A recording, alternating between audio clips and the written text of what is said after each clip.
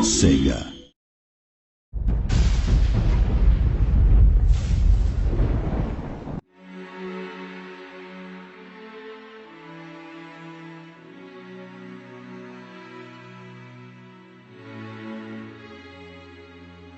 In Conduit 2, we've really put a lot of work into our online multiplayer mode so that people can play competitively online.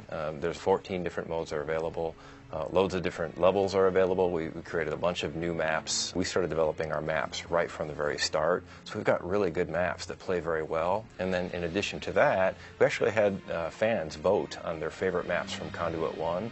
And then we pulled those favorite maps over into Conduit 2, polished them up, set them up so they work better with the new technology. So there's a lot of different maps that are available for you to play with online.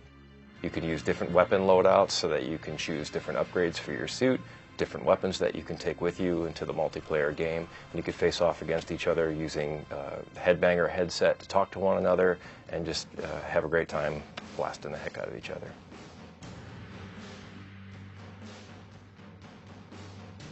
We do have a split-screen competitive multiplayer, and we're really proud of it. It's something that the first game we had multiplayer that we did right. We also wanted to have that experience on a single system. We've got a great campaign mode. We wanted a great split-screen mode as well.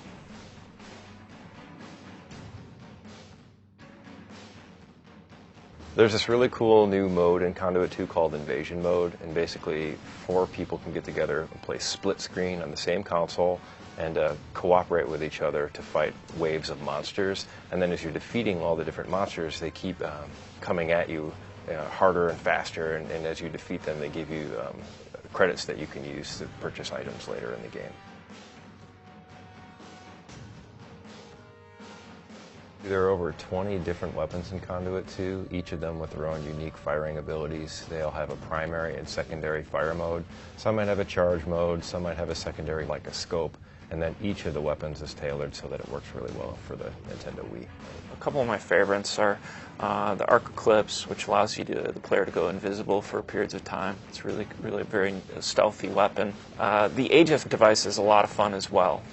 It's very neat. It's a shield weapon, collects all the armament of the enemies that are firing projectiles at you, and then you can focus those and shoot them back at your enemies. And I would have to say that my 2 favorite weapons in Conduit right now are probably the Hive Cannon.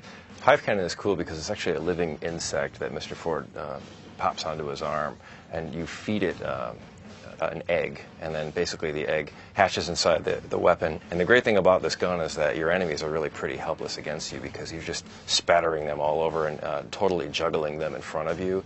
And then another weapon that I really like in Conduit 2 is the phase rifle. And what's interesting about this weapon is it's a sniper rifle, because in Conduit 2 we wanted something that was more like a sniper rifle. We wanted to do something a little different. So what we've done is created a weapon where you can snipe on an enemy, but you can also snipe directly through a wall. Once you've targeted your enemy in front of you and you see him and you pinpoint him through the wall, you have to keep your reticle range somewhere on top of that enemy until it phases into the enemy. Once it's phased, it's a single shot kill and just takes them down. It's a very devastating weapon. If you're playing in multiplayer, you know when you're being phased onto so that you can get a chance to get out of that player's range. So that way it keeps things a little bit more fair on the battlefield.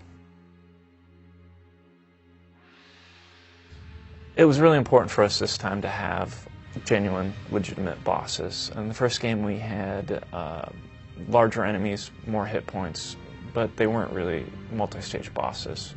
We really wanted that variety. We wanted to break things up, and I think we did a good job of it this time out. There are a number of really great bosses. The Leviathan is definitely one that's tremendously cool. He's this big biomechanical snake that the player has to whittle away at. He's got these orange bits that flange out on him, and you have to pick away at him. Then he's got like another stage where you have to, where parts of him become vulnerable, and you need to smack away at those. And then finally, you need to electrify him through completing a circuit of multiple electrified harpoons.